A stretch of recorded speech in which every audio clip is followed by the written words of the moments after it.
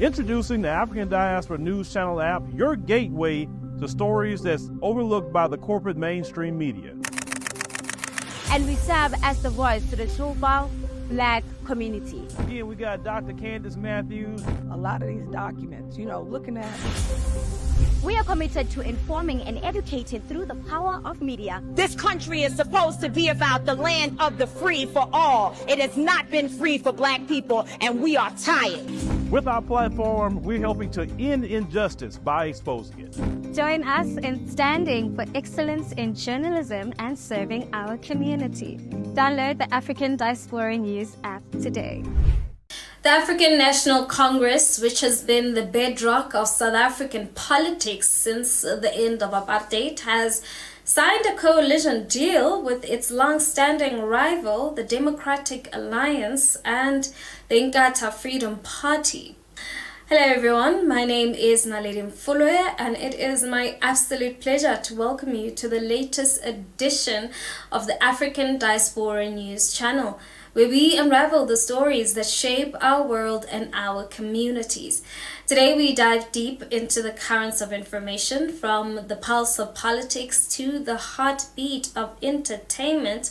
We've got it all covered, so please stay tuned for a news experience like no other.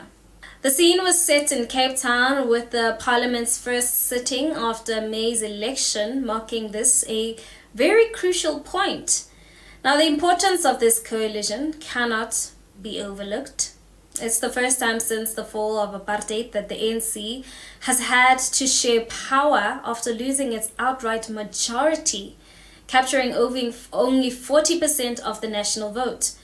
Now, if we're being honest, this was a clear message from citizens swamped in economic difficulties, unemployment, and even corruption. Now, President Cyril Ramaphosa, the leader of the ANC, was swiftly re-elected by Parliament to a second term. Now, his opponent, Julius Malema, of the economic freedom fighter, posed an intimidating challenge but ultimately fell short. Now, despite losing its solo grip on power, I believe that the ANC's willingness to enter into a coalition with former rivals is actually very terrifying. However, the formation of this coalition was not without its controversies. The ANC extended an olive branch to the EFF, but the offer was declined. Malema openly criticized the involvement of the DA, calling it a racist party. The EFF's decision to abstain from unity government, coupled with its radical economic agenda of nationalizing mines and banks, made any potential collision with them politically unsustainable. Let's have a look. Because Ramaphosa suffers from inferiority, he cannot work without white supervision. To invite the DA is to invite supervisors.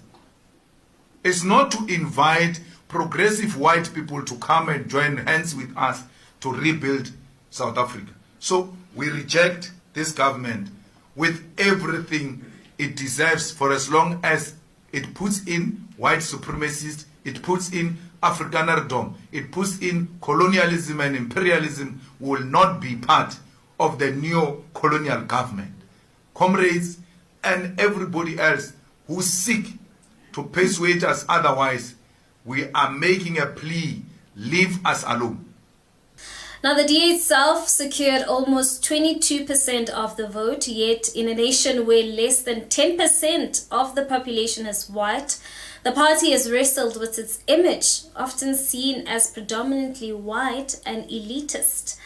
Now, John Steenhuisen, the DA's leader, acknowledged these challenges, but emphasized the need for a new chapter in our history, built on collaboration and problem solving. Now, significantly absent from the proceeding was the Umkhonto weSizwe party, headed by former President Jacob Zuma. Now, Zuma's new party formed as a response to his unseating from the ANC amidst corruption scandals. Now, he managed to get 14.5% of the vote. Now, the empty seats in Parliament were a stark reminder of the factions within the South African political spectrum. Now, from my observation, I think the idea of government national unity between the ANC and the DA is terrifying, primarily because of the unsettling possibility that it could signify a reversal of the hard-fought gains against apartheid. I believe any political movement that might undermine the progress made since the end of apartheid in 1994 actually raises immediate and valid concerns. I think what is clear is that South Africa stands at a crossroads.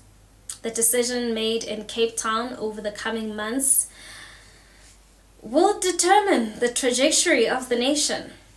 Let's hope the spirit of unity brings about the change that the people of South Africa have long awaited. Now, with that being said, let's engage in the comments section, shall we? What are your thoughts in regards to this? And while you're at it, please give this video a thumbs up. That's it from me. Till we meet again, it is good.